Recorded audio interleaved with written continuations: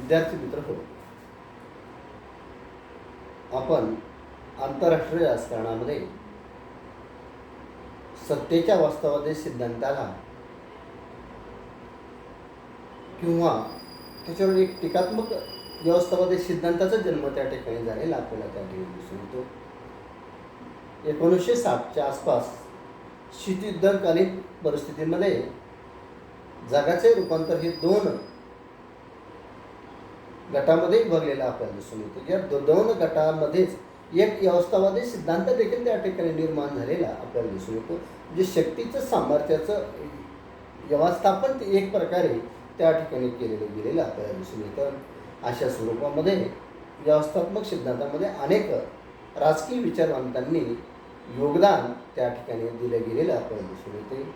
सगळ्यात उल्लेखनीय बाब म्हणजे मार्टिन कॉपलान या राजकीय विचारवंताने व्यवस्थावादी सिद्धांतावर सत्ता समतोलाचा सिद्धांत कसा योग्य आहे त्या ठिकाणी मांडलेला आपल्याला दिसून येतं. आणि या सिद्धांताचे वैशिष्ट्य देखील आपण बघितले की सत्ता समतोलामध्ये निर्माण होत असताना तो कशा स्वरूपामध्ये आपल्याला दिसून येतो, अशा प्रकारची प्रक्रिया त्यांनी सत्ता समतोलाच्या सिद्धांतामध्ये मांडलेली आपल्याला बघायला मिळते. यावर व्यवस्था सिद्धांतावर टीकाही देखील अनेक सामाजिक राजकीय विचारवंतांनी त्या ठिकाणी केली गेलेली आपल्याला दिसून येते. या टीकामध्ये आंतरराष्ट्रीय संबंधाच्या व्यवस्था सिद्धांताचा अवलंब या विषयातील विशेषीकरणाच्या आणि विभक्तीकरणाच्या वाढत्या प्रवृत्तींना आळा घालण्यासाठी करण्यात आला. आंतरराष्ट्रीय राजकारणातील विविध पातळ्यावरील गुंतागुंतीच्या घटनांना संघटित करून या घटनांना परस्परांशी जोडणारे समान सूत्र शोधण्यासाठी व्यवस्था सिद्धांताचा वापर करण्यात आला. हे उद्दिष्ट साधण्यात व्यवस्था सिद्धांतवाद्यांना काही प्रमाणात यश आले असले तरी व्यवस्था सिद्धांतवाद्यांना मोठ्या व्यवस्थावादी सिद्धांतांना मोठ्या टीकेचा सामना देखील करावा लागलेला आहे. व्यवस्था सिद्धांतावर होणारी टीका खालीलप्रमाणे आहे. यामध्ये सामाजिक शास्त्रामधील वर्तनवादी सिद्धांतामध्ये निर्माण झालेली विविध दोषामुळे अभ्यासकांचा वर्तनवादामधील विश्वास कमी झाला. याचे दुष्परिणाम व्यवस्था सिद्धांतांना देखील सहन करावे लागले. वर्तनवाद्यांमधील अविश्वास हे व्यवस्था सिद्धांतावर होत असलेल्या टीकेमागचे प्रमुख कारण आहे. व्यवस्था सिद्धांतवादी अद्याप पारंपरिक विज्ञानामधील कल्पनांना प्रमाण मानून त्या दृष्टिकोनातून चालू आंतरराष्ट्रीय घटनांचे विश्लेषण करत असलेले आपल्याला दिसून येतात. गतिशील आंतरराष्ट्रीय व्यवस्थेच्या स्वरूपाचे आकलन करून घेण्यात व्यवस्था सिद्धांतवाद्यांना अपयश आले. व्यवस्था भविष्यात कशी प्रकारची आंतरराष्ट्रीय व्यवस्था निर्माण होईल याविषयी हे देखील आंतरराष्ट्रीय व्यवस्था सिद्धांतामध्ये कोणत्याही प्रकारचे विवेचन किंवा लेखन आपल्याला त्या ठिकाणी दिसून येत नाही. मग नंतरच्या काळामध्ये व्यवस्था सिद्धांतावरच्या टीकाचा एक परिपाक म्हणून आंतरराष्ट्रीय सत्ता समतोलाच्या दृष्टिकोनावर एक निर्णय निर्मितीच्या प्रक्रियेचा निर्णयग्राही सिद्धांत देखील त्या ठिकाणी जन्माला आलेला आपल्याला दिसून येतो.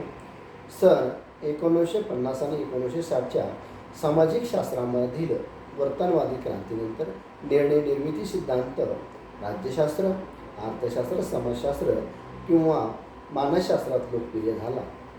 राज्यशास्त्रामध्ये राजकीय घटनांच्या विश्लेषणासाठी निर्णय निर्मिती सिद्धांताचा वापर William Riker, Jones Robinson, Herbert Simon यासारख्या अभ्यासकांनी केला. निर्णय निर्मिती दृष्टिकोनाचा अवलंब प्रामुख्याने लोकमत, निवडणुकीतील मतदान, न्यायालय निवाडे इत्यादी विश्लेषणासाठी सुरुवातीला केला गेला.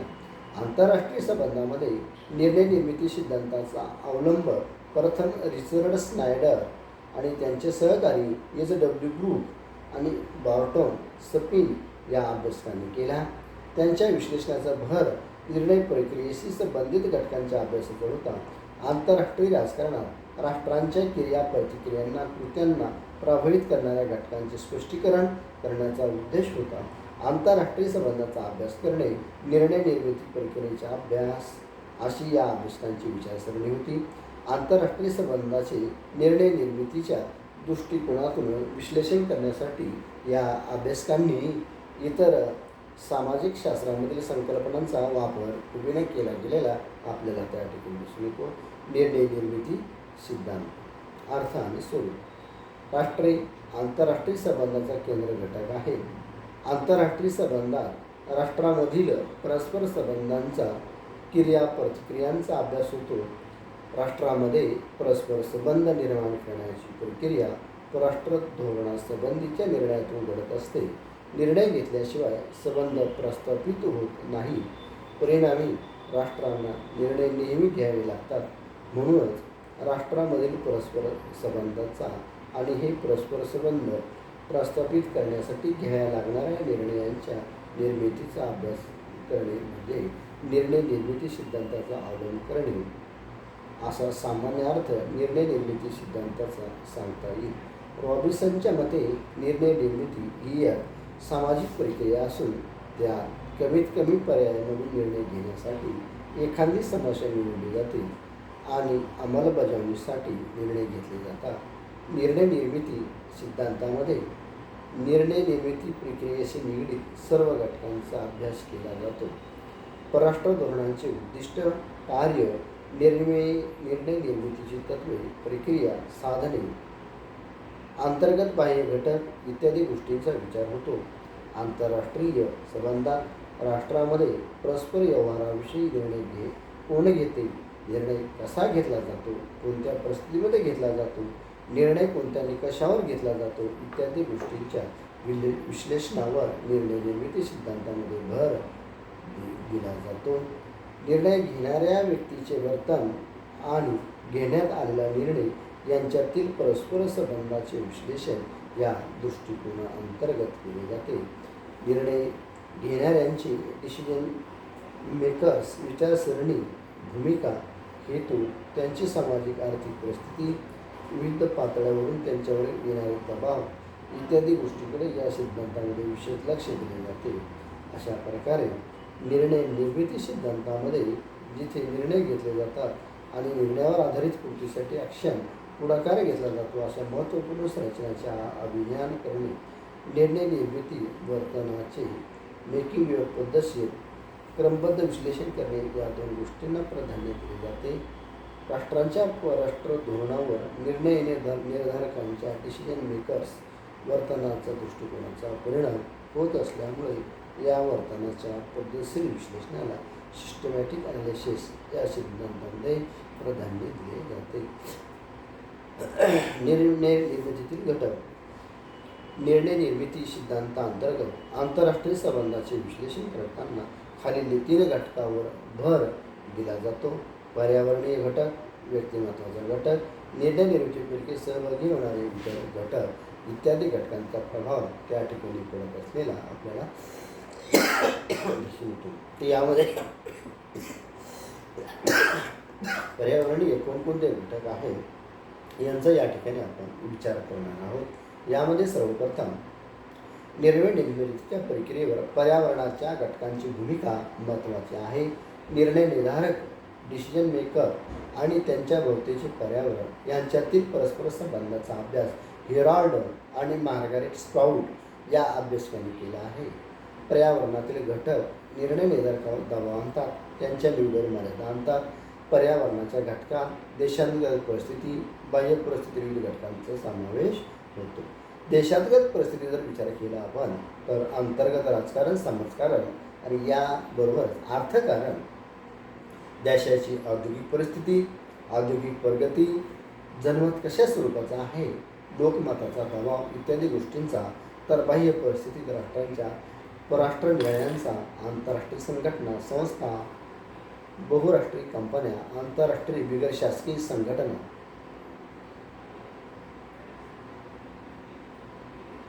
बहुराष्ट्रीय कंपन्या, व्यापार संघांचा समावेश होतो. निर्णय निर्धारकाला निर्णय घेताना या सर्व घटकांचा विचार करावा लागतो. विशिष्ट निर्णयाचे फायदे काय आणि तोटे काय हे देखील त्यांना त्या ठिकाणी बघावे लागत असते. उदाहरणार्थ, सर्वसमावेशक अणुचाचणी बंदी करारानंतर अणुचाचणी किंवा परीक्षण करणे राष्ट्रासाठी अवघड बनले आहे.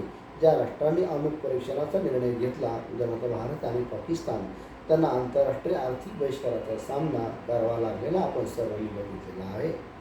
यावरून निर्णय घेण्यावर कशा प्रकारे मर्यादा येतात हे स्पष्ट होते. विश्व व्यापार संघटना तसेच इतर व्यापार संघाच्या निर्मितीच्या राष्ट्रांना केवळ राष्ट्रीय संबंधाच्या संरक्षणाच्या दृष्टिकोनातूनच निर्णय घेता येत नाही, तर विभागीय संबंधाचा देखील विचार करावा लागतो. विश्व व्यापार संघटनेचे सदस्यत्व स्वीकारणाऱ्या राष्ट्राला इतर सदस्य राष्ट्रांना, मग ते मित्र असो वा शत्रू असो, विशेष मर्यादा असलेल्या राष्ट्रांचा दर्जा द्यावाच लागतो.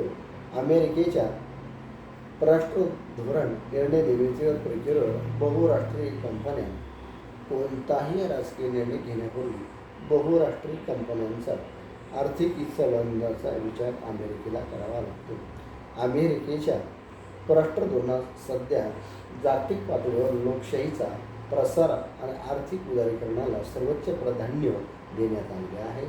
परराष्ट्र धोरणासंबंधीचा हा निर्णय बहुराष्ट्रीय कंपन्यांचेही संबंध गृहीत धरून घेण्यात आला आहे. अमेरिका आणि भारतामध्ये अनेक राजकीय मुद्द्यावरून मतभेद आहेत. उदाहरणार्थ भारताचा अण्वस्त्र कार्यक्रम, मानवी हक्कांचे उल्लंघन, अमेरिकेचे काश्मीरविषयीचे धोरण. तथापि 1990च्या दशकातील दोन्ही देशांतील आर्थिक सहकार्यात मोठी वाढ झाली आहे. अनेक अमेरिकन बहुराष्ट्रीय कंपन्यांनी कोट्यवधी रुपयांची गुंतवणूक भारतात केली आहे. या घडामोडीचा दोन्ही देशाच्या राजकीय निर्णय प्रक्रियेवर स्पष्ट परिणाम झाल्याचे दिसून येते. आपल्या दोन्ही देश राजकीय मेलबील बाजूला ठेवून आर्थिक सहकार्यावरती भर देत असलेली आपल्याला त्या ठिकाणी दिसून येतात. अशा स्वरूपाचा पर्यावरणीय घटकांचा परिणाम आणि प्रभाव आंतरराष्ट्रीय निर्णय प्रक्रियेवर देखील त्या ठिकाणी होत असलेला आपल्याला दिसून येतो.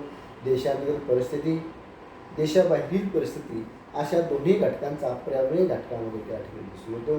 त्यामध्ये लोकमत, त्या देशाची आर्थिक आणि औद्योगिक परिस्थिती, त्या देशाची खनिज संपदा किंवा इतर भौतिक पर्यावरणीय मालमत्ता इत्यादी घटकांचा समावेश आपल्याला